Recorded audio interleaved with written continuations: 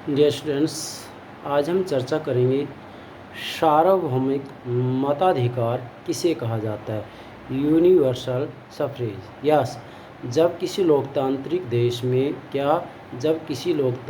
देश में एक निश्चित आयु प्राप्त करने वाले व्यक्तियों को जाति, भाषा, धर्म, संस्कृति, लिंग आदि के भेदभाव के बिना मतदान का अधिकार दिया जाता है तो इसे सार्वभौमिक मताधिकार की संज्ञा दी जाती है।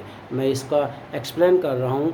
जब किसी लोकतांत्रिक देश में, अर्थात जैसे भारत है, अमेरिका है, जापान है ना, स्विट्ज़रलैंड है, ब्रिटेन है, तो जब किसी लोकतांत्रिक देश में एक निश्चित आयु प्राप्त करने वाले व्यक्तियों को, अभी आयु किसी देश में 21 वर्ष है मतदाता की आयु, कहीं पर 18 वर्ष है, जैसे भारत में 18 वर्ष है ना। 61वें संविधान संशोधन से पहले भारत के अंतर्गत जो आयु थी ये 21 वर्ष थी, लेकिन 61वां संविधान संशोधन किया गया और इसमें जो है मतदाता की आयु 18 वर्ष कर दी गई।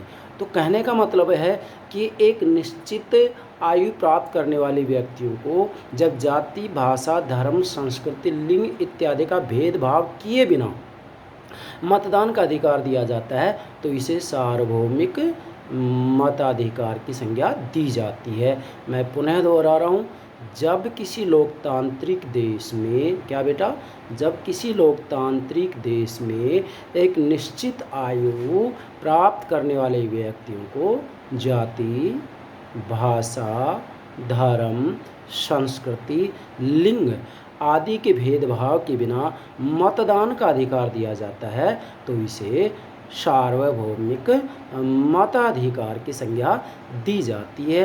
मैंने अक्सर देखा है कि विद्यार्थी एग्ज़ाम की तैयारी भी कर लेते हैं, लेकिन वहाँ पर ये शब्दावली जब आती है सार्वभौमिक मताधिकार तो वो समझ नहीं पाते हैं कि ये सार्वभौमिक मताधिकार क्या है। इसलिए हम प्रतिदिन एक अवधारणा या एक शब्दावली ऐसी लेंगे जिससे कि आप मतलब राजनीति विज्ञान को समझने में बहुत ज़्यादा आपको समस्या आ रही हो, तो इस समस्या को हम प्रतिदिन एक अवधारणा, एक शब्दावली के माध्यम से दूर करने का प्रयास करेंगे। तो मुझे विश्वास है आप सार्वभौमिक मताधिकार किसे कहते हैं इसे बेहतर तरीके से समझ गए होंगे। यस बेटा, okay, thank you very much, thank you.